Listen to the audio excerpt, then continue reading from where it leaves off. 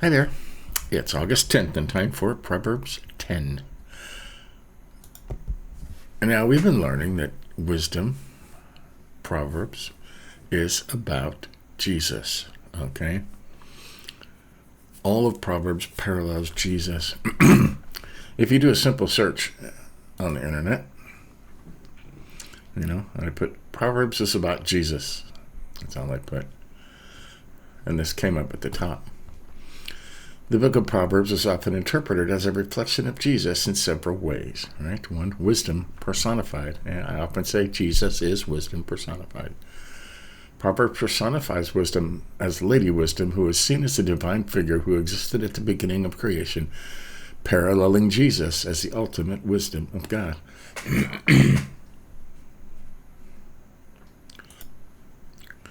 Jesus as wisdom, right? Proverbs 8:22-31, which we just read a couple days ago, is often viewed as a passage that identifies Jesus as the source of wisdom, emphasizing that wisdom is from God and that Jesus embodies divine wisdom, right? Application: Proverbs serves as a guide for living a wise and righteous life, which is seen as a reflection of Jesus' teachings and example, right? And it lists a historical context. Early Christians often read Proverbs as a source of wisdom, linking it to Jesus' teachings and the understanding of his role as the divine wisdom. Right? These interpretations highlight the connections between Proverbs and Jesus, emphasizing wisdom in Proverbs is ultimately about living a life aligned with his teachings. Right? Jesus. So, interesting, right? So every time it talks about wisdom, you can replace that with Jesus, right? And we even learned yesterday that, all right, wisdom, Jesus has built his house, his church, okay? He has sown his 7 pillars, which means he has set up his pastors, his teachers, his apostles, his servants, right? Mixed wine and prepared her table. He compareth wisdom with great princes that keep open house for all that come. She sent out her young women, her evangelists, calling the streets. Right? Whoever is simple, and it says simple, they know that he that knoweth his own ignorance and is void of malice. Okay, that's what simple is. Not a fool. Simple.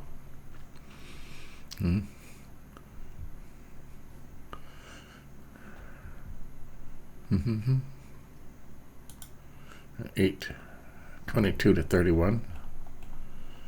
Okay, I highlighted that. And this is in direct correlation with John 1. Okay. The Lord possessed me at the beginning of his work. At his first acts of old, ages ago, I was set up at the first before the beginning of the earth, right? What does it say in John? In the beginning was the Word, and the Word was with God, and the Word was God. Okay? So we know this is about Jesus. Today we start the actual Proverbs of Solomon. Now that we know what it's about, all right? And if you look at all of Jesus' parables, most of them can be tied into some of these Proverbs. Okay? So, we've been reading this 24 times now, and it's all about Jesus. Okay? Things you learn. Okay, the Proverbs of Solomon. A wise son makes a glad father, but a foolish son is a sorrow to his mother. Okay. Treasures gained by wickedness do not profit, but righteousness delivers from death. All right. I like to highlight all the righteous ones. You put them all together. And there'll be a lesson in righteousness, all right? The Lord does not let the righteous go hungry, but he thwarts the craving of the wicked. All right. I've been a Christian since I was 5, and I have never gone hungry. Okay? For a slack hand causes poverty, but the hand of the diligent makes rich. Okay? And we learn from reading Proverbs that Rich does not mean fabulously wealthy. Rich means having enough, okay? Never wondering where your next meal's coming from.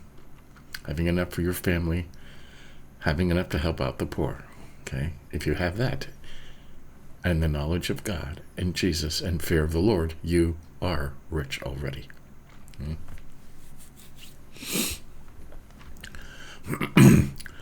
He who gathers in summer is a prudent son, but he who sleeps in harvest is a son who brings shame. Blessings are on the head of the righteous, but the mouth of the wicked conceals violence. Right? Note over here too. When their wickedness shall be discovered, they shall be as dumb and not know what to say. 7, the memory of the righteous is a blessing. Right? But the name of the wicked will rot. Right? You remember a righteous, kind person? You remember them fondly. Right? 8, the wise of heart will receive commandments, but a babbling fool will come to ruin. Right? Receive commandments. And that you get those from the Bible, okay? Teachings, instructions. 9, whoever walks in integrity walks securely, but he who makes his ways crooked will be found out. Right? Walks in integrity. Right. And we've looked that word up lots, okay? It means having a belief, sticking to that belief no matter what. Whoever winks the eye causes trouble, and a babbling fool will come to ruin. Right? It's scammers, okay? Scammer. They call them scammers now. 11, the mouth of the righteous is a fountain of life. Or can you say that about yourself? Okay? Can you say that everything you say is kind and uplifting and edifying? Never tearing people down? Saying only kind things? That's the mouth of the righteous, is a fountain of life. Right? The mouth of the wicked conceals violence. Right? 12, hatred stirs up strife, but love covers all offenses. You say that? Jesus' love covered all offenses, didn't it? 13, on the lips of him who has understanding, wisdom is found. But a rod is for the back of him who lacks sense. Right? On the lips of him who has understanding, wisdom is found. You have understanding means knowing what you're reading. You read this over and over again, right? We've read this 24 times, right? So it's becoming like second nature to us. On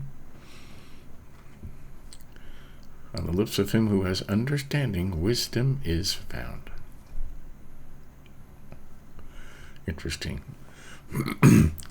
14, the wise lay up knowledge, but the mouth of a fool brings ruin near. You store up knowledge. You do that by reading the Bible over and over again. Right? 15, a rich man's wealth is his strong city, but the poverty of the poor is their ruin. Okay, there's different thoughts on this, okay? I'll make that blue. And there's a pretty good note over here in the 1599, right? And so maketh him bold to do evil, whereas poverty bridleth the poor from many evil things.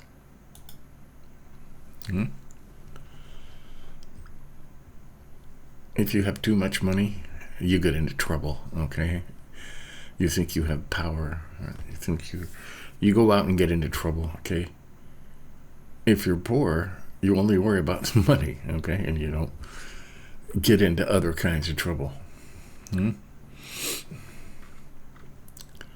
The wage of the righteous leads to life. the gain of the wicked to sin. Opposites, right? And we're going to put all these righteous ones together. Whoever heeds instruction is on the path to life, but he who rejects reproof leads others astray. Okay? You read the Bible, you heed the instruction in the Bible, you apply it, and let it sink in, you're on the path to life.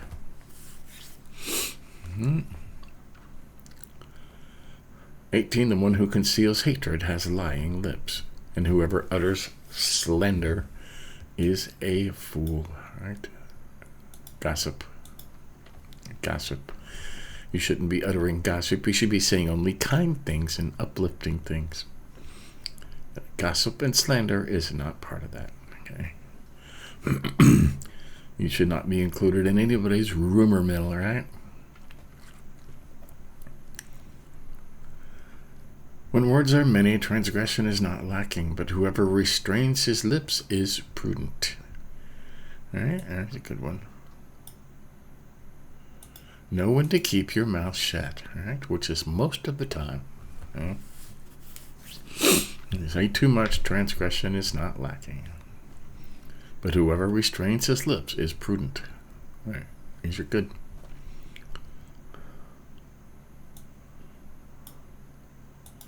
This goes along with what we're talking about. The tongue of the righteous is choice silver, but the heart of the wicked is of little worth. Right? Say only kind, edifying, uplifting things. Right? Only. Is it easy? And do I do it? No. Like Paul says, I do the things I don't want to do, and I don't do the things I do want to do. Right? Thankfulness for the grace of God. The lips of the righteous feed many, right? Saying kind things. But fools die for lack of sense.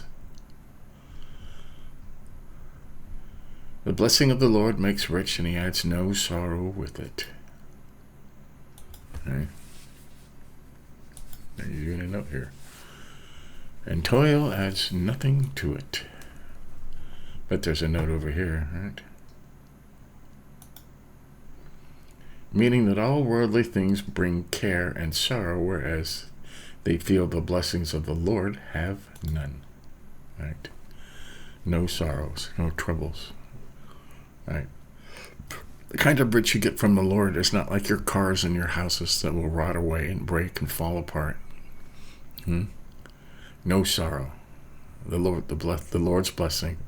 That kind of rich stays with you forever. You can be rich in here, right? No matter your outside circumstances.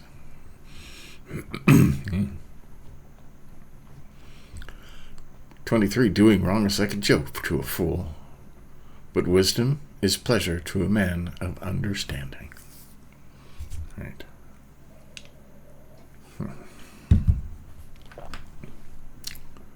Doing wrong is like a joke to a fool.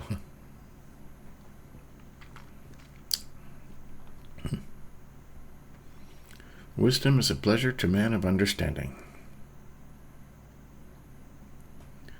Just says over here, wisdom is understanding to a man. Okay. Is that Jesus, right? Jesus is pleasure to a man of understanding. Jesus is wisdom, right? What the wicked dreads will come upon him, but the desire of the righteous will be granted. Okay? If you're righteous, you're not desiring evil things. Right? When the tempest passes, the wicked is no more. Right? When. It doesn't say if, it says when, which means it will come. Right? When the tempest passes, the wicked is no more, but the righteous is established forever. Right? Jesus said, build your house on a rock. 26, like vinegar to the teeth and smoke to the eyes, so is the sluggard to those who send him. Right. Send a lazy, worthless person to do a job, and it's not going to get done. They're irritating, it says right here. Sluggards are irritating. 27, the fear of the Lord prolongs life, but the years of the wicked will be short. Right. Life everlasting. Right? The hope of the righteous brings joy, but the expectation of the wicked will perish. Right. We're all waiting for that, aren't we? 29, the way of the Lord is a stronghold to the blameless, but destruction to evildoers. The way of the Lord is a stronghold to the blameless.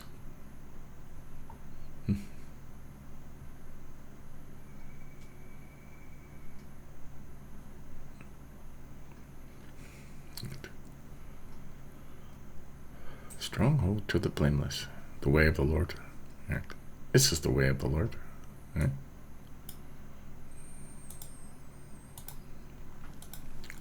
What does he say? Follow me. Right. The righteous will never be removed, but the wicked will not dwell in the land. The mouth of the righteous brings forth wisdom,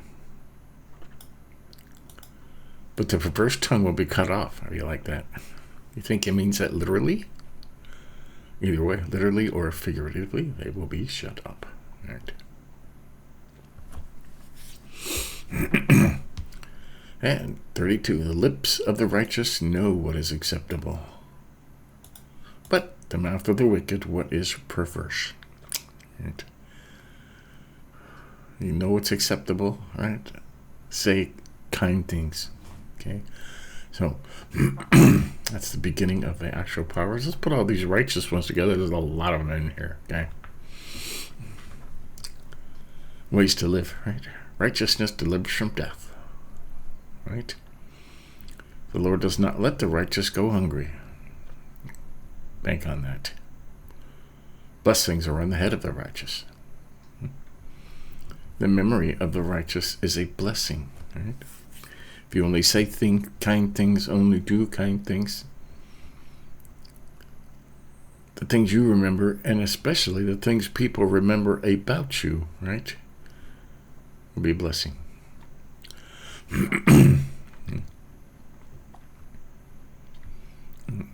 Memory of the righteous is a blessing. The mouth of the righteous is a fountain of life. Right? Everybody should know when they come to you that you're going to say kind, uplifting, edifying things. Then they will search you out. Right? Fountain of life. The wage of the righteous leads to life.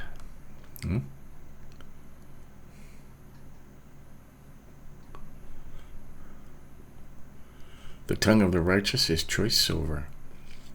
Right? Everybody should know the things you say are only kind things. The lips of the righteous feed many. Goes along with that saying kind things. The desire of the righteous will be granted. The righteous is established forever. The hope of the righteous brings joy. Put all these together. The righteous will never be removed. Right? The mouth of the righteous brings forth wisdom, and the lips of the righteous know what is acceptable. Right? Say only kind things. Okay, what are the other ones in here? The hand of the diligent makes rich. Okay? You're diligent, hardworking, stick to it. Okay? You'll always have enough. Right? Whoever walks in integrity walks securely, boldly, surely. He that walketh uprightly walketh boldly. All right. Integrity. That's upright. Sticking to it. We look these up all the time because it's easy. The quality of being honest and having strong moral principles, moral uprightness. Right? State of being whole and undivided. Condition of being unified, unimpaired, or sound in construction. Integrity is defined as the quality of being honest and having strong moral principles that go away, that you refuse to change. It involves a consistent and uncompromising adherence to ethical values and is often regarded as a measure of one's character. In essence, integrity signifies incorruptibility and truthfulness in one's actions. That's cool. I wonder, can we copy this and come back here? Okay. And we can put a note to that. Paste it there. There you go. See? And we will save that. Right? We got to go back to the top to make it go away. See? Now that'll forever be in the notes right there. Okay? Whoever walks in integrity, and you click on the note. Right? Integrity is defined as quality of being honest. There you go. Cool, huh? So you can put your own notes in here, right? Like they did by hand back in the 1590s when they did the Geneva Bible. Yeah. Walks in integrity. Walks securely. Okay. 12. Hatred stirs up strife, but love covers all offenses. Does it say some? No, it says all. Okay. All trespasses. Jesus' love covered all offenses, all trespasses. Okay. A rich man's wealth is a strong city, but the poverty of the poor is their ruin. Right. It says right here, it says, and so maketh him bold to do evil, whereas poverty bridleth the poor from many evil things. Right. Rich man's wealth is a strong city. It emboldens him to do evil things, right? Too much money.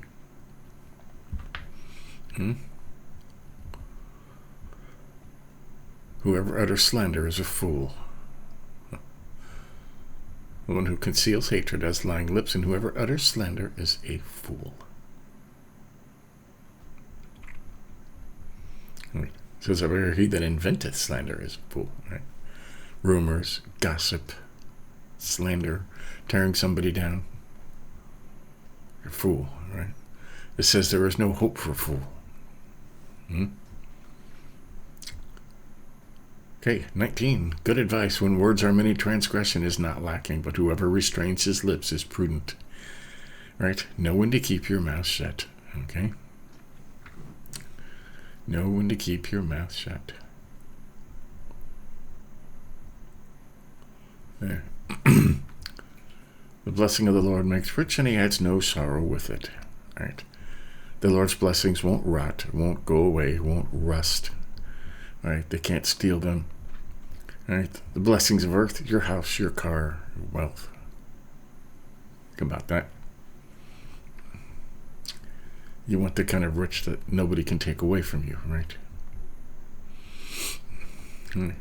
When the tempest passes, the wicked is no more. Not if. The storm will come. Right? The storm will come. There's whirlwind down here. And 29. The way of the Lord is a stronghold to the blameless, but destruction to evildoer. The way of the Lord. Right?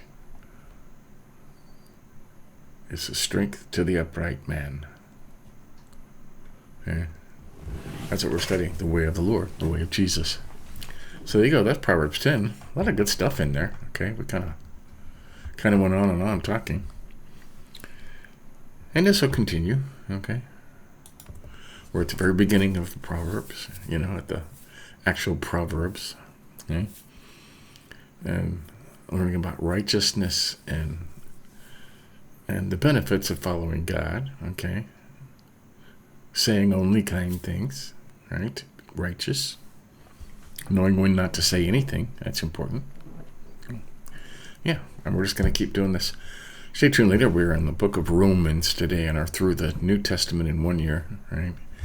And it could very well be Paul's letter to the Americas, because similar governments, similar problems, okay? Some things never change, okay? Some things never change, okay, until Jesus comes back. So, and for that, give us a like if you think about it, and we'll continue this again tomorrow. See ya.